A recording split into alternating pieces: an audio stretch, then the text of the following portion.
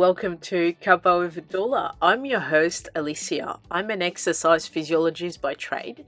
I'm also a doula and I'm a mum to two.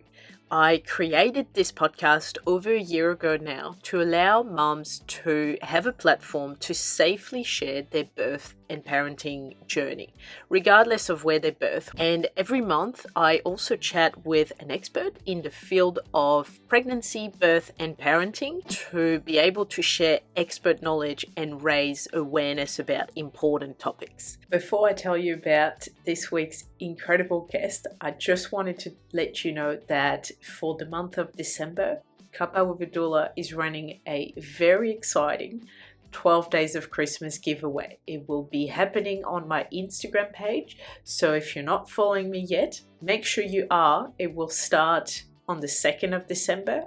And I have some amazing businesses that I've teamed up with Cuppa with a Doula to give away some amazing prizes. So you definitely want to be on my Instagram at Cuppa with a Doula. In today's episode, I am chatting with Shanice. Shanice takes us through her quite intense pregnancy. This episode is the definition of pregnancies can be quite unpredictable, and this is exactly what Shanice experienced. So from having to have a cervical stitch put in after discovering that her cervix had shortened, to going into preterm labor earlier than expected and having to have the stitch removed, and having a husband who is flying fly out, which makes it obviously quite tricky for the birth. Shanice takes us through all of that. And then in the second part of this episode, she actually explains to us how her husband and Levi are seasoned travelers. They travel around Western Australia and soon around Australia in their Land Cruiser. And she explains how they have made this possible with a little baby in tow. So this is quite an incredible episode. And thank you, Shanice, for coming on the podcast. And I really hope you guys enjoy it.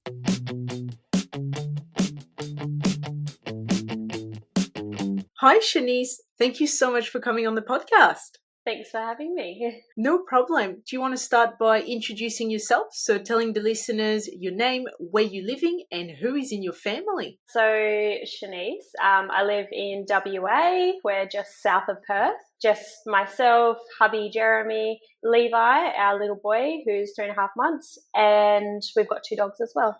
Wow, that's a full house, isn't it? Yes. Oh, amazing. And I think we'll get to that a little bit later, but you guys are also traveling, not full-time, but you guys travel in your 79 series? Yes. Yeah. Here and there, which is so exciting. And you travel with baby Levi. That's amazing. So, yeah. We got our car mid this year.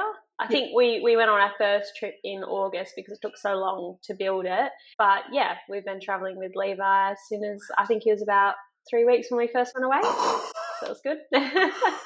Wow. You guys are amazing. Like you didn't think at any point, he's only 3 weeks, like he's a bit small. Like you just went for it, right? Yeah, well, I feel like if we didn't do it, we'd get too nervous, too scared, and then you just keep making excuses and keep putting it off, so we just did it.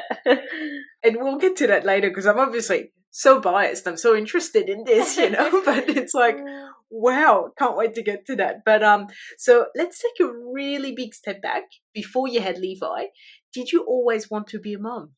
Yeah, so I always had that dream, like to be a mum.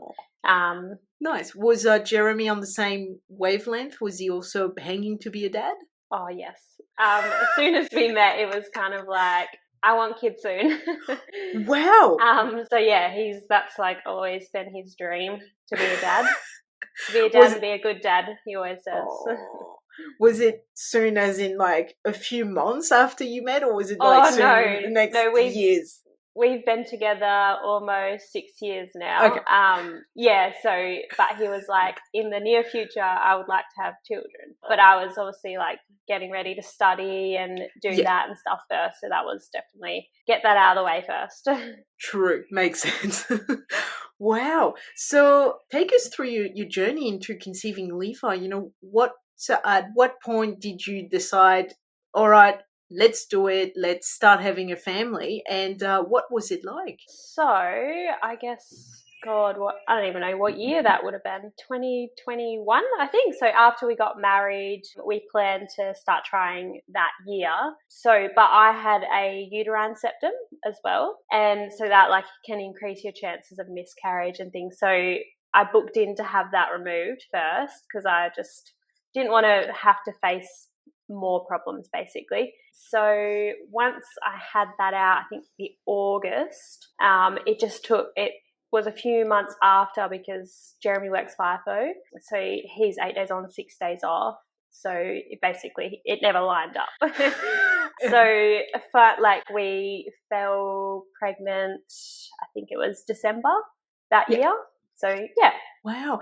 How did you find out you had a uterine septum? Because you'd have to do an ultrasound, I'm guessing? Yes, I've had a lot of like gynae issues over the years, like since a young age. So I had a laparoscopic surgery for endo as well, and they saw it in there. And I've had multiple ultrasounds and whatnot where they've also like suggested that I had some type of abnormality. So I knew there was something, but it wasn't until like I had the surgery where they properly had a look and stuff. So you had basically endo diagnosed and excised. Did you have excision surgery? Yeah, yeah. So I had the first excision surgery, and they had a look at my uterus, and then I think that might have been about 2020-ish. Mm-hmm. And then I had another surgery 2021 with a different gynecologist. Yeah, so he checked for any more endo and then did the uterine resection as well. Right. And so through those two surgeries and seeing, those specialists, were you told that it could impact on your fertility to have endo? I mean, no one really said a lot about the whole endo, but like, being a nurse and like divulging in lots of stuff like that, you learn a lot. And I'm on like a few like support groups and things like that. So like I know that it can affect your chances, but not everyone. So no, that's right. Yeah, it's kind of each case is different, I guess. Yeah, that's right. So you tried for what was it, 10 months before you got pregnant? So we couldn't really try for about from August till I think it was maybe around November, October-ish, and then I think it was about the third month where we actually conceived. But before that, there was no point like trying or saying we were trying because I wasn't ovulating when he was home. So yeah. Wow, that would have been frustrating, right? Because, I mean, you wanted to start a family. Yeah. And it just never lined up. And you just know that if it's not lined up, it's not happening, right? Yeah. It's that one day. Oh, that's crazy. So how did you find out you were pregnant? So, yeah, like my period didn't come. And I was thinking, oh, no, I couldn't be. I was pretty like just relaxed about it because I knew in my head I was like 6 to 12 months is normal. If I don't fall pregnant by then I'll worry. So yeah, I was kind of like, oh, it's a little bit late, and my friend was like, do a test, and I was like, no, I'll just wait for tomorrow, see if it comes. And anyway, I did a test the next day, and the line was so faint that I was like, no, it's not. Yeah, so then I did another one, and same thing. It was very, very faint. And then the following day I did a digital one because I didn't believe it. Yep. And then I had to basically lie to Jeremy for like 5 days until he came home. And it was very hard until I could tell him. Oh, so you knew you were pregnant, and did he have a suspicion, I'm guessing? Yeah, so he asked, and I was like, oh yeah, it's a really bad period. Just, I had to lie. But he said to me, I had a feeling you were lying to me. And he goes, but I expected you to kind of tell me as soon as I got in the car, but you didn't. So then I thought, oh, okay. So I waited until he got home and everything from the airport to tell him. So not be suspicious. Wow, that's special though, because I mean, you could have told him over the phone, but then it's like, well, you're not together, so I mean, it's not the same, right? Yeah. So what was that journey like? Did you know much about pregnancy when you found out you were pregnant? I mean, you think you did, but obviously, like, once you get pregnant, you're like, oh my goodness, like, there's so much you didn't know. So I knew, like, the basics and, you know, having, like, friends that have been pregnant or were pregnant. So definitely learned a lot off them. But, yeah, being pregnant is when you really learn it. Definitely. And, I mean, what did you know what was available for your care? You know, maybe, you know, what hospitals were around you, or I don't know if you wanted a home birth, or, you know, what models of care you could go through for your pregnancy. I had a good idea of, like, you know, who I wanted to go to and stuff. And, like, we went down OB led track purely because I knew I was probably going to have some issues just with the whole, like, septum and everything. There's, like, two pretty, like, highly rated OBs in the area, so it was kind of like between the two.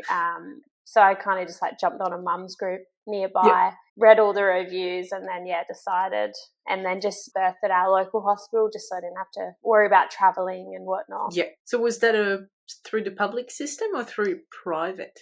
So we went private through it's like semi-private through the GPOB, and then public through the hospital. Okay. That sounds confusing. Yeah, so basically you just, like, pay for all your appointments with, like, so he's a GP OB, not like just an OB. So you pay to go and see him and the midwives and everything like that, but then obviously your hospital care's free. But you just have to kind of pay them towards the end to ensure that someone will be there for your birth. Yeah. Okay, interesting. Yeah. Wow. How did you find that type of care? Were you happy with, you know, I guess you saw the same obstetrician every time, right? So at least he knew you. There was some continuity of care there. Yeah, so I 100%, like, I'll definitely do that again just because I know I will face troubles next pregnancy as well. So it'll be nice to have someone who knows me, and you know, when I had issues, they were really good about it, and then they knew who I was, they knew my problem. So if I called up the reception, be like, look, this is what's happening, they would always, like, fit me in and things like that. So it was good in terms of that. Whereas if I went proper, like, public or something, I don't know if you would have that kind of care. Yeah, that's right. And like in the public system, you can be kind of a number, I guess, like, you know, on a file, right? Like, and as you said, they probably don't really know you, and you see whoever's, like, on call, so it's like, well, they're reading your file, you know, as you're calling, and they're like, okay, whereas with your obstetrician, like, he knows you, he knows what's happening, and that's perfect. So what was your pregnancy like? How did your, you know, first trimester go? And did you have your OB in the first trimester, or does it start in the second trimester, I guess? So we seen the OB at 7 weeks, where we did, like, our dating scan with him, and then went through the pregnancy basically with him and the midwives at that clinic. Right. So first trimester, like, wasn't too bad. I was very tired. And also being a nurse and working like a shift worker, that was a bit rough, and, like, doing night shifts and stuff. So, like, that would make the nausea like 10 times worse. I didn't have any vomiting or anything like that, but I would have, like, really bad nausea. We'd get in the car and we'd basically have to stop, and I'd have to get something to eat, take some ondansetron, whatnot, so that I could kind of get through it. But yeah, I think first trimester was pretty smooth. It wasn't really until, like, second trimester where I started to have some troubles and stuff. So how did you go? So you're a nurse, and obviously as a nurse, I'm guessing you spend a lot of time on your feet, you know, doing, I'm not a nurse, so I couldn't try and imagine what you do, but I'm guessing you're on your feet a lot, you know, you're moving, you're going there. I don't know what specialty you work in, but it's like, it'd be quite demanding on your body, right? Especially when you're pregnant. How did you go with that? So at the start, like I was saying with night shifts and stuff, I definitely struggled. So I'm an ED nurse, so it's, like, constantly go. But so I was okay for the first part. It was just, tiring, but I was all right with it. And then at 20 weeks, I had to modify work because of, like, troubles that I had. So kind of, like, changed up the way I worked anyway. But yeah, before that, it wasn't too bad. And everyone who knew that I was pregnant was like, no, you're not doing that, I'll do that, kind of thing. So it's good I work in a really supportive, like, environment which is good. Oh, nice. Did you birth in the same hospital that you work in? No. Okay. I mean, I would have loved to, but it's not my local hospital. Okay. It's about 45-minute Oh, drive, so I definitely wanted to stick to the closer hospital just in case. Yeah. Oh, it would have been funny otherwise, because you could have Yeah. seen, like, your colleagues would have been, like, I don't know, a few floors down or something, and you would have Yeah. been birthing. And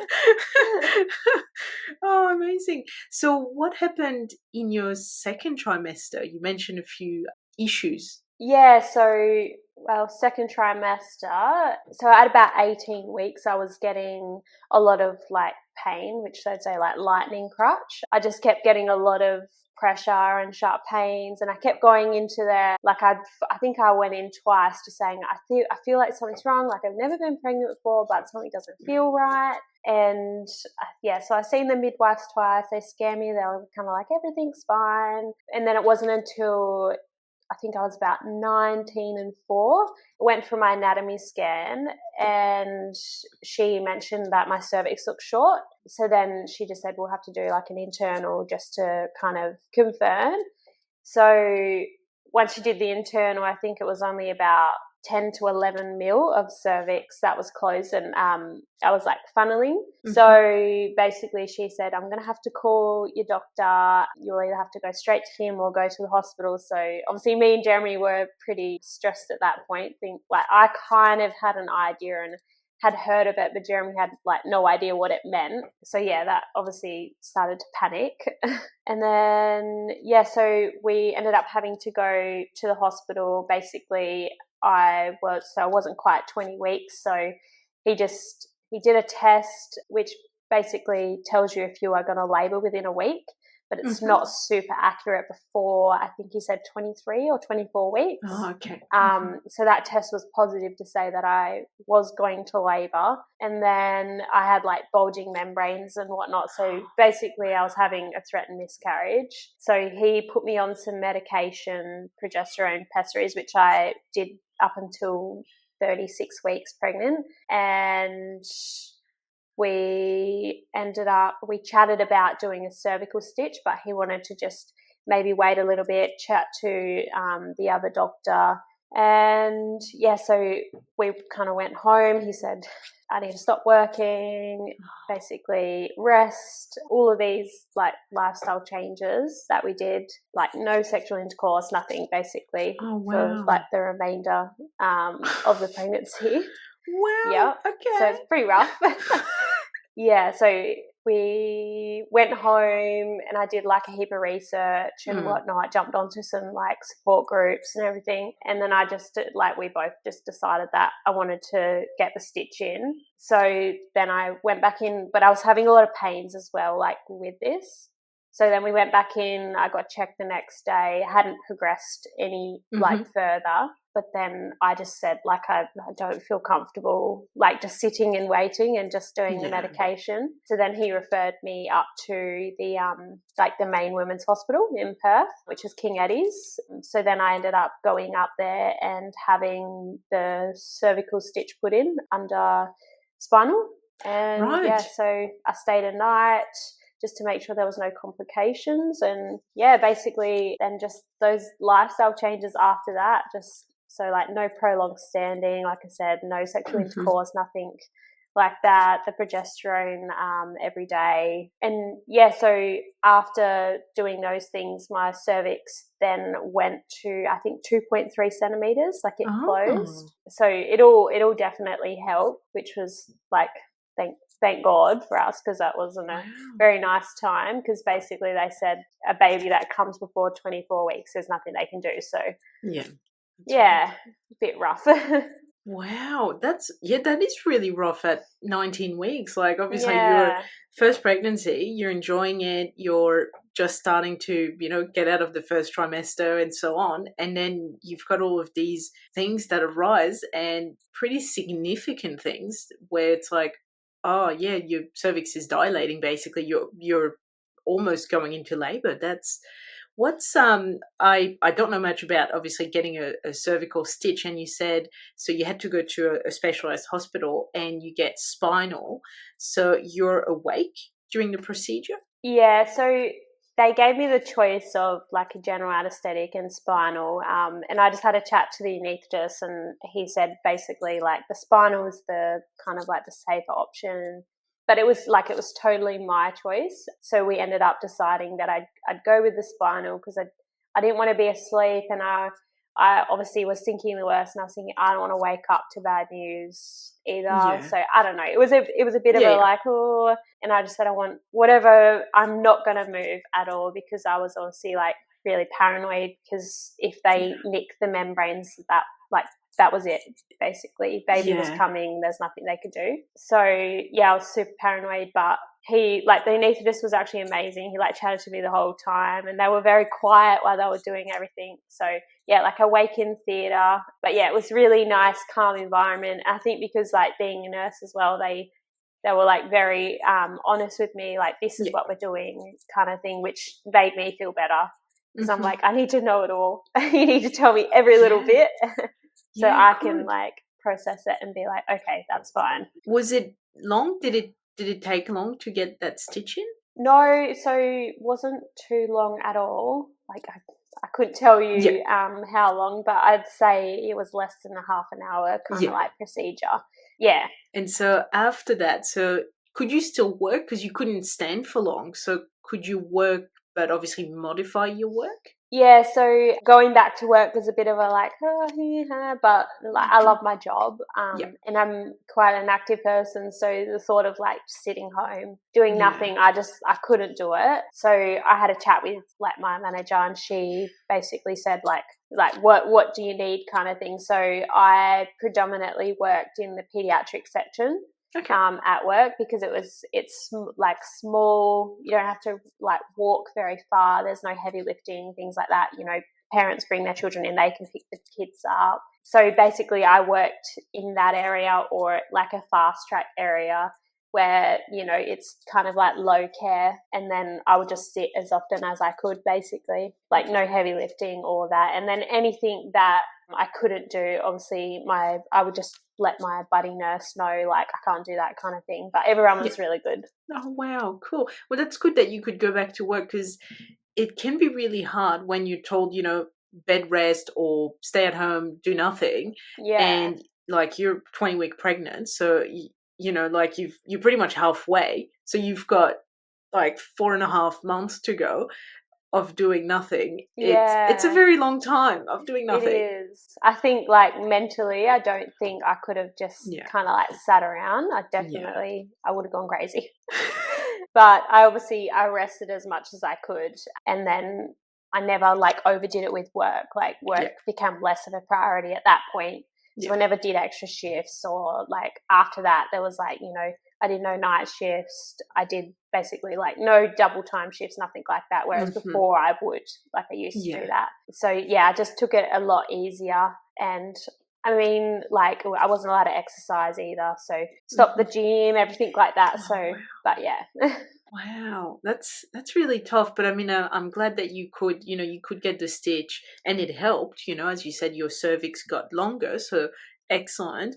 And then from there on, I'm guessing you had maybe regular scans to continue to check if things were staying on the right path. Yeah, so some places will do like weekly scans, but basically I said from about 23 weeks they'll stop measuring. But my OB would just kind of like have a look to make sure my cervix was still closed and stitch was still in place. Whereas like some women, their stitch might fail and whatnot. So I was very lucky that, that did the job basically. But yeah, we didn't do too many scans like in terms of like checking my cervix. I think 23, 24 weeks was the last kind of like measurement that they did. Yeah. And so in terms of the stitch, I'm sure your OB would have told you what it would mean for your labor, because I'm sure they would have to remove the stitch hopefully before you go into labor. Is that right? Yeah, so 36 weeks was like that will come out and I could stop the progesterone. So I think we were planned to get it out at 36 and 5. But 36 and 3, I started having a lot of like pains and like Braxton Hicks, but they were quite uncomfortable. And then I just had like a couple of like little like laboury signs. So the following morning I dropped Jeremy at the airport, and I just, on my way home, I was like, oh, I just feel a bit funny. So I gave the maternity ward a call, and they said, yeah, come straight in. And that ended up in a ambulance trip to King Eddie's again to have my stitch removed. Oh. Couldn't wait out another day because basically they were worried that I was starting to go into labour. Yeah. So they gave me medication to stop contractions. We got there, got the stitch out just with gas, which was quite uncomfortable.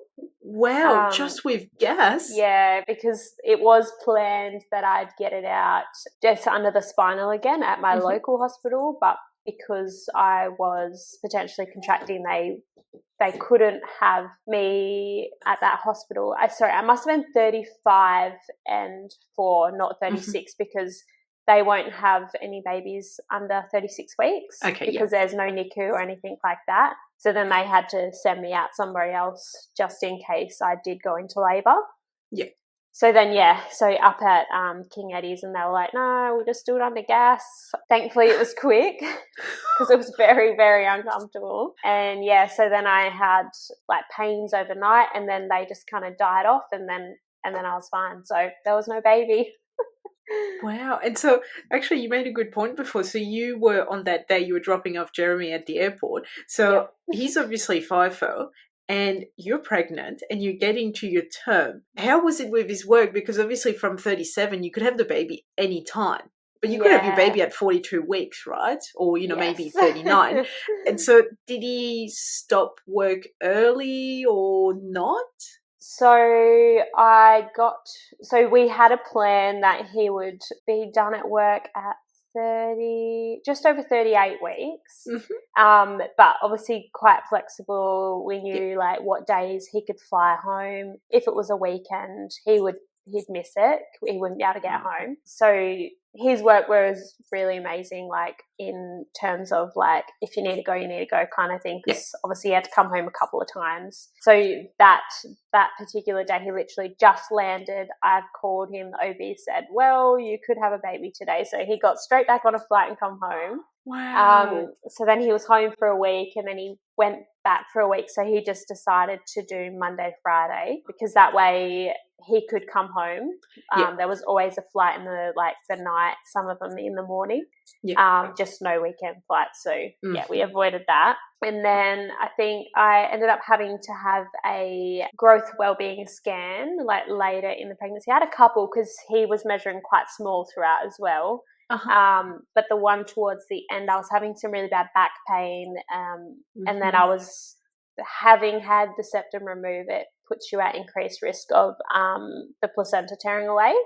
Oh, wow. So I had woke up with basically excruciating back pain. I thought, oh my gosh, am I in labour? So then they sent me off for a scan just to make sure.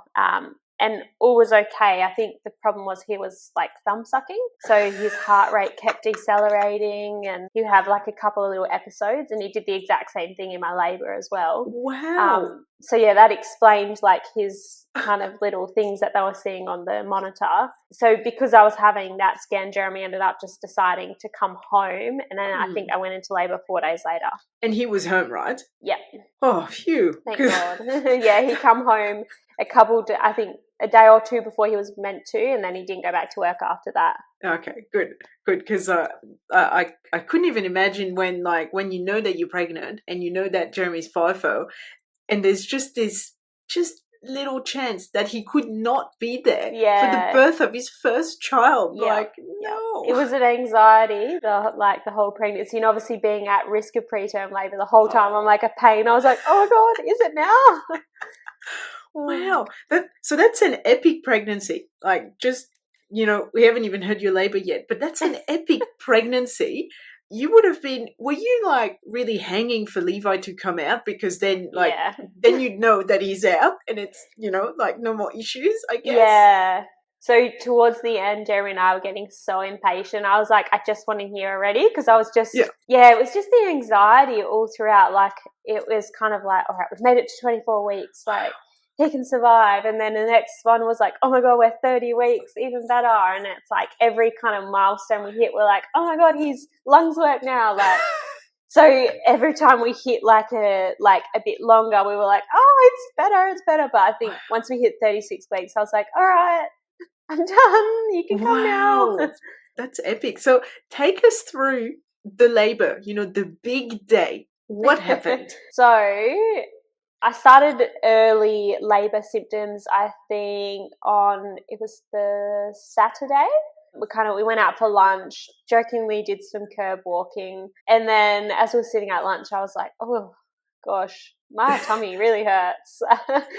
So I was having like a bit of like cramps, which I hadn't felt that kind before. And then I just got this wave. I was like, I'm going to be sick. So that was like that day that happened. It lasted a couple hours and then it just fizzled out.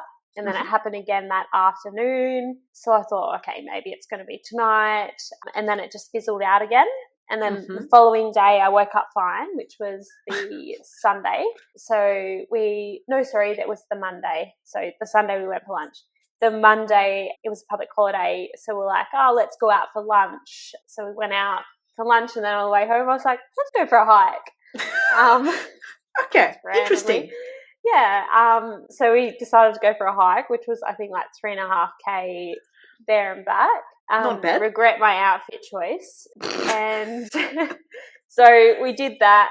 I was exhausted, but it was fine. Kind of like got home, went to bed, I think probably about 9 o'clock. And then at 11:30 I woke up and I was like, ooh, my tummy. Kind of like sat on the side of the bed, breathed through it, and I was like, that's fine. I went to the toilet and as soon as I was about to sit down, my waters broke. So I was like, oh, it's happening. No way. That's so convenient. Love it. Yeah. So obviously I woke Jeremy up, gave them a call. So they said, like, come in and get checked. So I think about an hour later we went in, got checked. I was about 4 centimeters at that point. Wow. I was just bleeding. I wasn't really losing fluid, which I definitely thought there would be more kind of like fluid coming out, but it was just blood. So I was like, well, this is a bit weird. So they said I could either go home or stay, but given the whole like cervix situation, I didn't want to get home and then be like, oh my God, this baby's coming. So we decided just to stay. So that was about, I'd say 12:30ish. So I was in just Jeremy and I in a room until about 5 a.m.ish. I was just kind of like going through the motions. I had the, what's it called? The TENS machine, which was amazing. I loved that. I did have the morphine injection for the contractions. Kind of took the edge off, kind of didn't do much. Oh, really?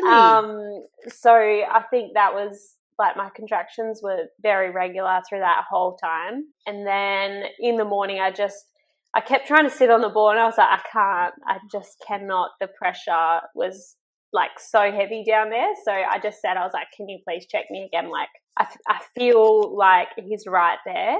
So then at that point, so she did a check and I was 6 to 7 centimeters. So she said, all right, let's go over to the birthing suite. So we went over there. By that point, I was kind of like, I think I want the epidural. I'm exhausted. And so we went ahead with that. So that was about 7:30ish in the morning. So then got that in, and then it was a couple of hours of just chilling, just had some music on, just kind of, just chilling basically.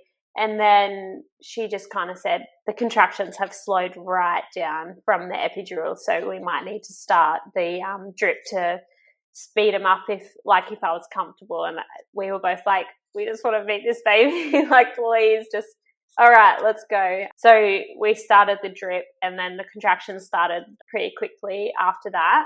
My midwife and the student doctor that I had the whole time, they were both due their lunch. I was like, you go for your lunch, I'm going to wait.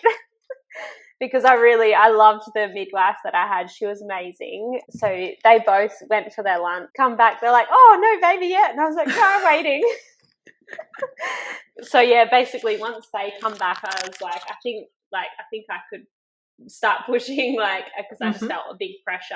The like the epidural had started kind of like wearing off, but it was still a bit there because I had like one top up from 7 to 12-ish. Yeah, so then we decided, she said that I was like 8 centimeters by that point actually. And then when she did the exam, she said, doesn't feel right.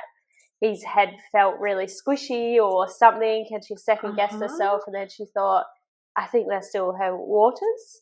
So then my OB got called in, and he he did an exam, and he said, yeah, that was my waters hadn't broken properly. I had a hind break. So basically I was just sitting there at 8 centimeters for ages, like, wow, it just wasn't progressing basically. So as soon as he broke my waters, it was like pretty much soon from that I was like, yep, let's go. So yeah, I don't know how long, like pushing time, everything like that, completely. I was so exhausted by that point. I did have a 2nd degree perineal tear, bilateral labia tears, and then one near my urethra as well, so not fun. Wow. Didn't know that could happen. Wasn't expecting it either, so yeah, that was a bit rough. But so had him, I think I lost 750 blood because I had a postpartum hemorrhage, and then also like from the tear, a bit of bleeding. So yeah, that's my birth story. That's epic.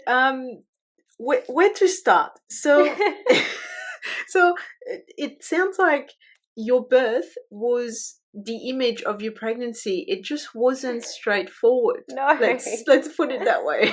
Yeah. So you were in labor for quite a while, right? Was it like more than a day in the end?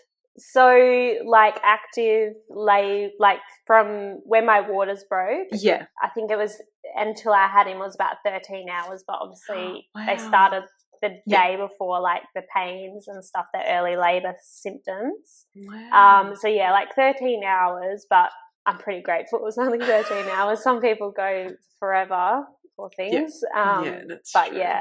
So with your tear and your, bilateral labia tear and urethra tear, was it really painful in the postpartum period? Yeah, so like I didn't prepare for that part. Like, I thought, okay, breastfeeding, baby, that part wasn't factored in at all. So that was really, really uncomfortable. And I was having feeding issues, so I was just sitting for ages, and I was just so uncomfortable, like with the sitting. So I'm like trying to sit on pillows and adjust myself, but it was, there wasn't a lot that could be done.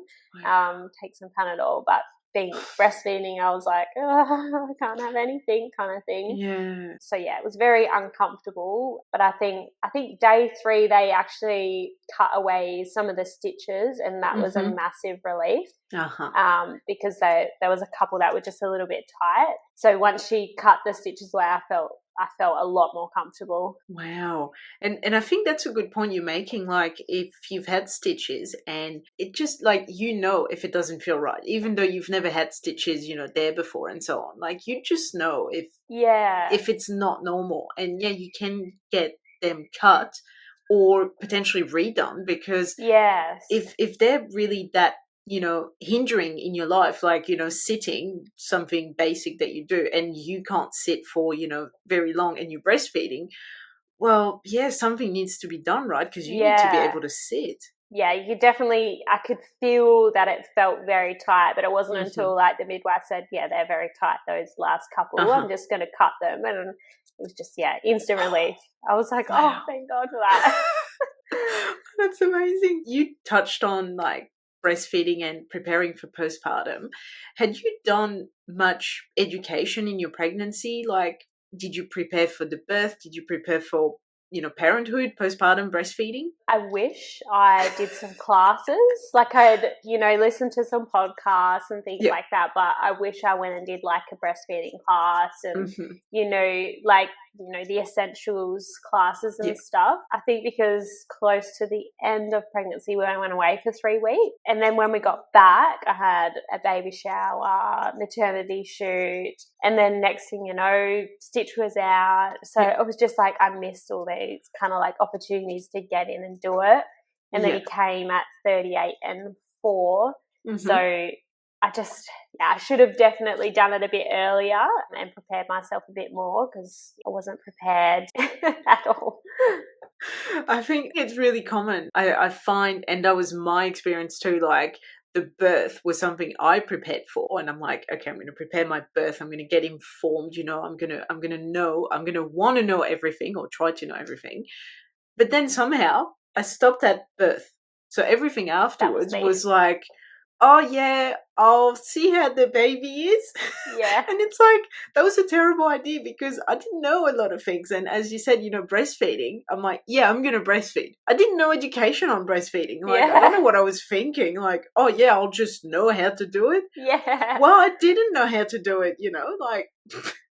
Yeah, me either. And it wasn't fun, like the midwife's just kind of grabbing your boob and shoving it in the baby's mouth, and it was very like, oh, okay. Yeah, I know. Like, that was my experience too, and it's just like I really wanted to breastfeed, so I was like, well, if the only way is for a midwife to literally grab my boob and put it in my baby's mouth, then yeah, but it's not very comfortable. Like, in that, you've got a stranger really like touching intimate parts of you. Yeah. I mean, birth is this, the barrier of intimacy is definitely crossed, during birth, like 100%. Yeah. And yeah, that wasn't a fun part.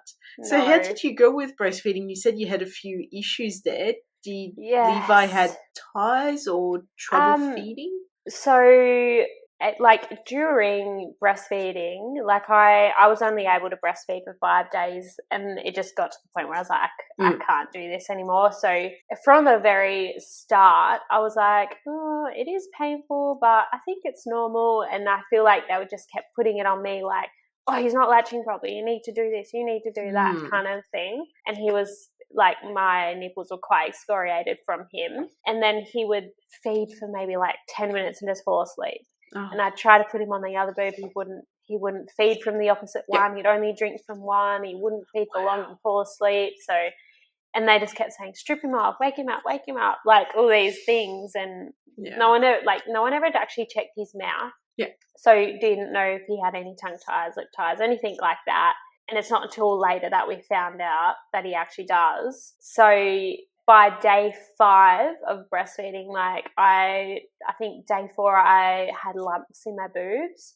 So I was trying to massage them out. It was really, really uncomfortable and just wasn't having much fun feeding.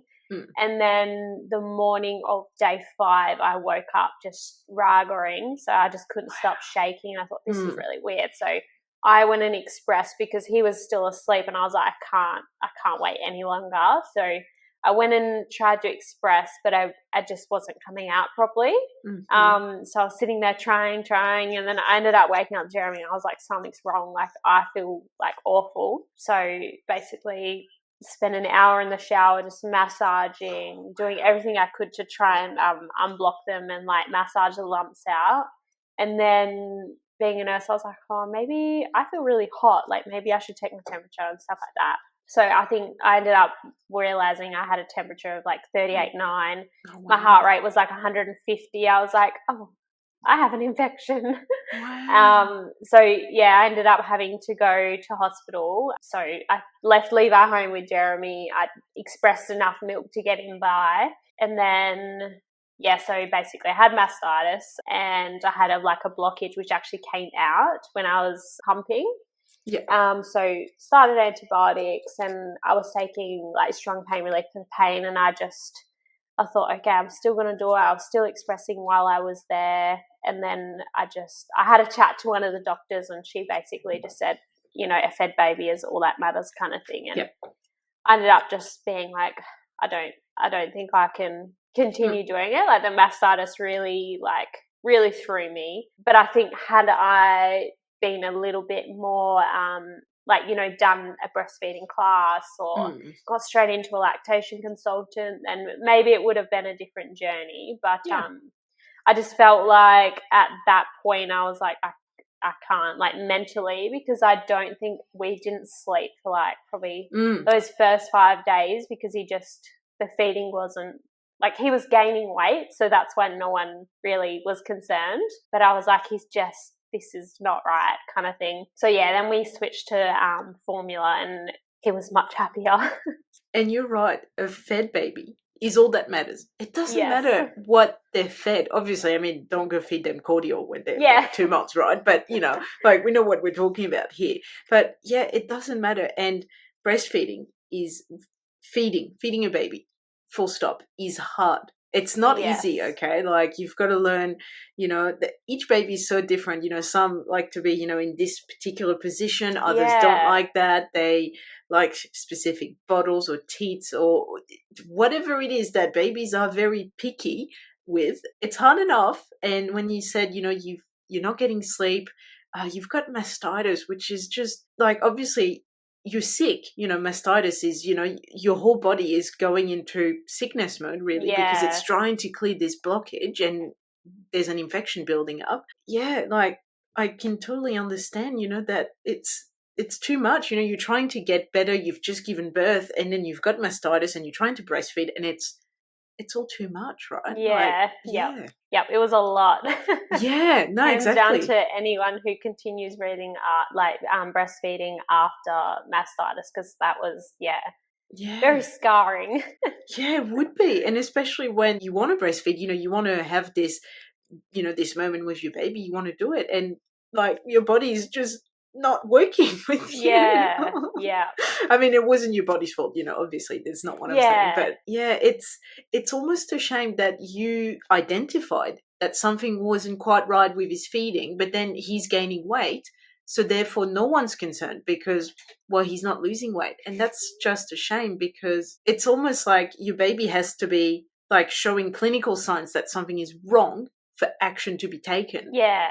And that's just really sad because and we know that if we listen to the mom or the patient, they tell us the diagnosis. We know that, yet the medical system goes, oh no, he's fine. No, he's good. He's gaining weight. That's fine. Yeah. And you're like, no. I can tell you something's not right. And you didn't get the help you needed. No. That's such a shame. Yeah. I do. I look back now and I'm like, I wish that went differently. But like I said, he's fed, he's happy. So that's all that matters. But it makes me sad that I didn't get to like continue and do that and experience that. I mean, I don't know about it personally, but I think it is possible to resume breastfeeding. Yeah, so I ended up taking the medication to stop because I was so engorged and I was just like, so I did plan to express and like feed him by the bottle and then maybe like start back up again, but it didn't like it. The idea of me having to wake up every 3 hours to express but then also have to feed him as well, it was so overwhelming. I was like, I can't do that.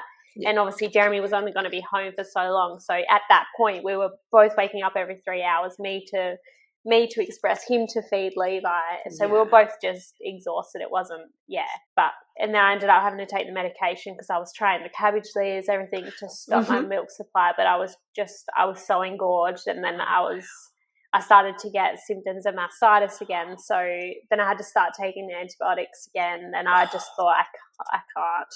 I cannot do this. I was like, I'm trying to just look after my baby. That can't be another thing that I have to worry about. Oh, wow. But you're right. Expressing and feeding, expressed breast milk is actually really, it's harder than breastfeeding if you ask me. Because you have to, as you said, when your baby's fed, whether it's with Jeremy or, someone else, well, you're there chained to the pump going, okay, sitting here. And you've got to do it every so often, so your milk supply is like staying constant, and we know that a pump doesn't remove the milk the same way a baby does, so it's like less efficient at removing milk, so therefore you've got like it's you need that removal to get obviously the supply, and when it's not that efficient, well, you've got to do it more often, and it's really hard. And then, as you said, at some point Jeremy was going to be back to work, and then you'd have to pump and then also manage to feed at the same time. Well, you've only got two hands, right? Yeah, exactly. Wow. And And so now let's dive into my favorite part. How did you get into traveling with baby Levi being 3 weeks? Like, was that something you had planned before he was born, or was that spontaneous, let's do it? So that particular trip wasn't planned, but we always planned to travel with him, Yeah. to not kind of like change our lifestyle. We wanted to make sure that he would just kind of gel into our life, be flexible and stuff. So I thought if we do it later, it's going to be harder. So we just thought the earlier we do it, the better. So our first trip, we did kind of like an Airbnb, did a lot of like driving around, traveling Marg's area, Margaret River, basically. Yeah, just did some wineries, just what we would usually do. And then I think our proper camping trip, he was 6 weeks old. So rooftop tent, pass the baby up, and the car's really high, so that's interesting. But basically we had like a safe overnight sleeping pram bassinet. So that was like our pram, and then he'd also sleep in that. Yeah. So he would just be kind of like at my feet in the bassinet, and he slept the longest segment he ever had in the rooftop tent in his bassinet. I think he went about, between like feeds, he went about 7 hours, and we were like, what? And he wasn't doing that at home. So that was insane. Yeah. We were like, oh my gosh, this is amazing. But yeah, it only happened while we were camping. So yeah, basically we would pack everything into the bag that we needed for him for the night, because it's a two-person job to get him out. So yeah, have everything, and then we would just take turns of waking up to him, basically wake up to feed. So it's getting better because he's waking up less in the night now. But when he was waking up like 2 times, it was a bit rough because it's a very small space. So you're both awake basically the whole time, even if the other person is feeding. Well, I mean, Jeremy will probably sleep through me feeding Levi, but I was awake while he would feed him. I'm just such a light sleeper, and it's probably like that mum sense. I'm like, I can hear him. Yeah. So yeah, but like now it's getting better. Wow, that's incredible. Like, I don't know if for anyone listening, if they can picture like a rooftop tent, which is literally like, what is it, the size of like a double mattress? Like in there? I think so. Yeah, I think it's a double-sized bed. Yeah. Yeah, and then obviously like you two are sleeping, and then you've got the bassinet with Levi, and then like obviously that's just and that's your space really. Like it's just so small, but at the same time that's all you need, right? Yeah. But it's just as you said, because you had to feed. Obviously, you had to have all the formula and the bottles up there with you, so you've got this tiny space. Plus Levi, plus the bottles, plus the formula. It's Nappies, like, okay. Clothes changes, sleep sacks, all of that. Because then he'd pee on that, and you're like, oh God, tie that in a bag, put it at the end. Yeah. Yeah, and then you're changing a nappy on the bed. You're trying to not wake up the other person, but yeah, it worked. It was fine. Yes, and so now you're doing, like, how are you finding, traveling with him? Obviously, you're in the car for, a few hours, and then you pull up, and maybe you set up for the night. How are you finding all of that with, a newborn-ish? So while he was like newborn, it was quite easy to drive because he would just sleep the whole time. Like he slept like a dream he sleeps really well in the cruiser, which is good. Yeah. So we would just like stop to feed. Yeah. So he wouldn't really wake up until he was hungry, basically, when we were driving. So that part wasn't too bad, but we would obviously like keep an eye on like, all right, it's been 2 and a bit hours. We need to find somewhere to stop soon. So we'd be like, all right, let's go have lunch somewhere. We'll feed him kind of. So we just kind of plan our day around that. Or, you can't really plan when a baby's hungry. So no. We're like, he's going to be hungry soon, so we need to stop. So, yeah, we'll just kind of like do that. And then now he's awake a lot more now in the car, but he's quite content. So just kind of chills, like he'll have a nap or he'll be awake. He generally only really cry when he's hungry. He's pretty happy baby. But now, like, we just have a little bit more frequent stops just to kind of like get him out of the car. We're not doing the big like 9-hour days driving like we would pre-baby. So just kind of knowing like, all right, it'll take an hour and a half to get there, then we can hop out, get him out, and then it will take another 2 hours to get there. So yeah, definitely like losing a day in travel just so that you can get him in and out and stuff. But yeah, it's like it's just taking life a little bit slower, which is fun. Just enjoying it, really.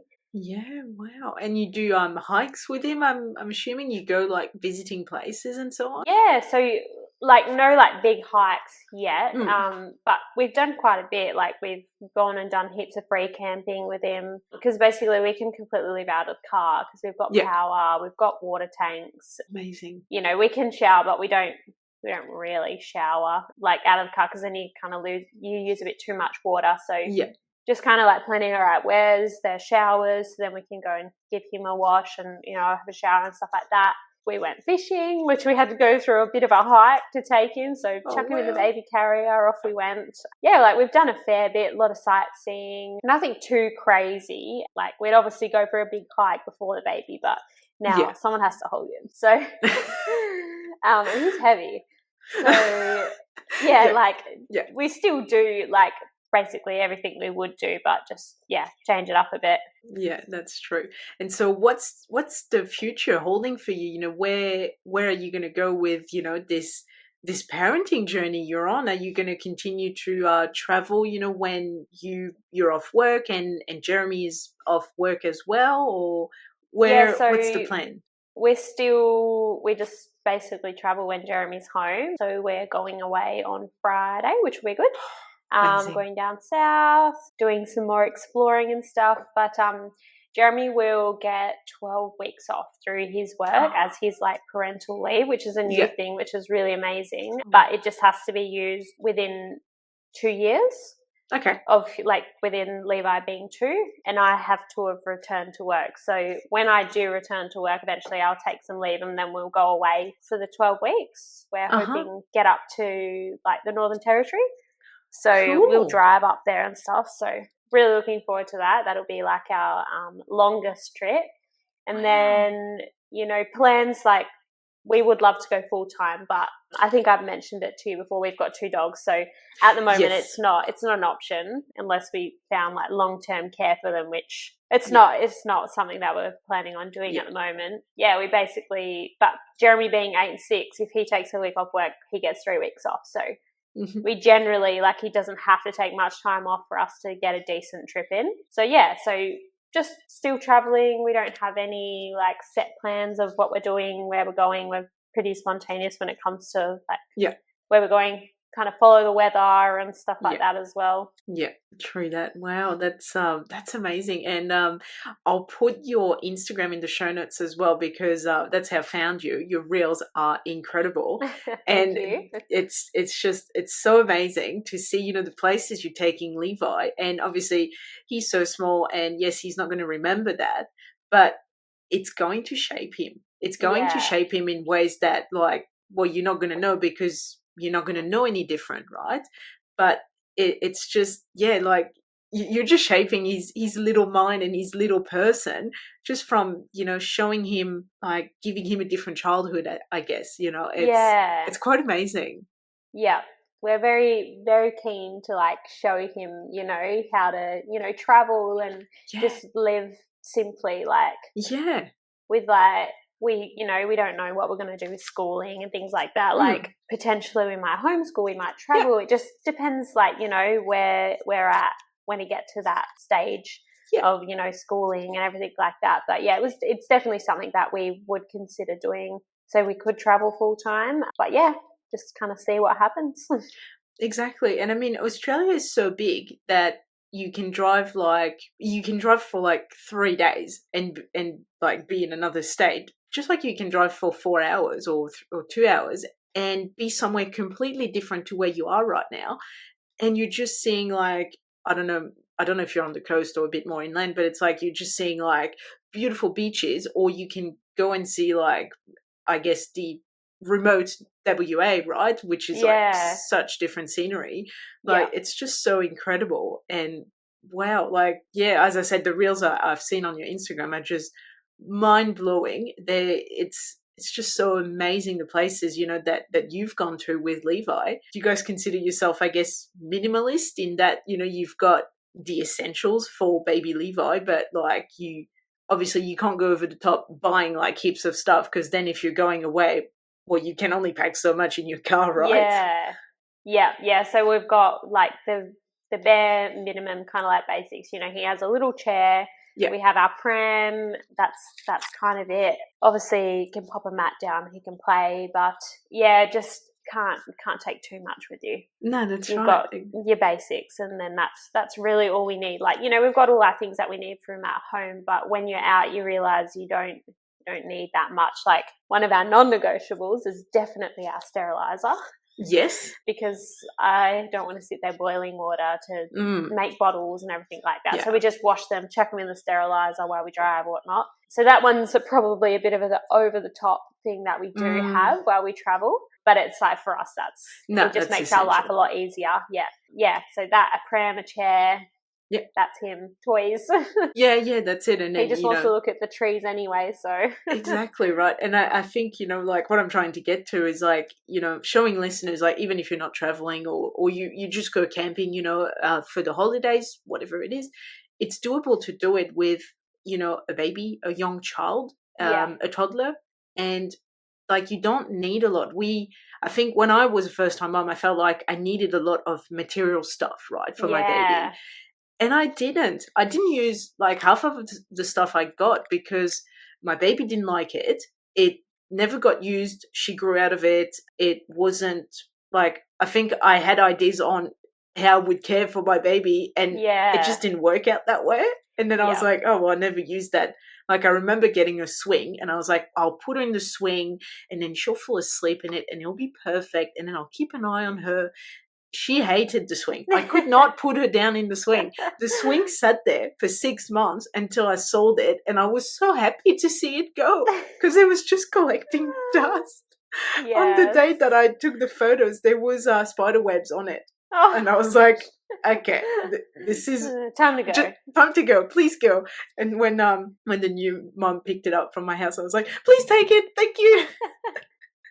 Yeah, I think, you definitely have an idea of like, you need this.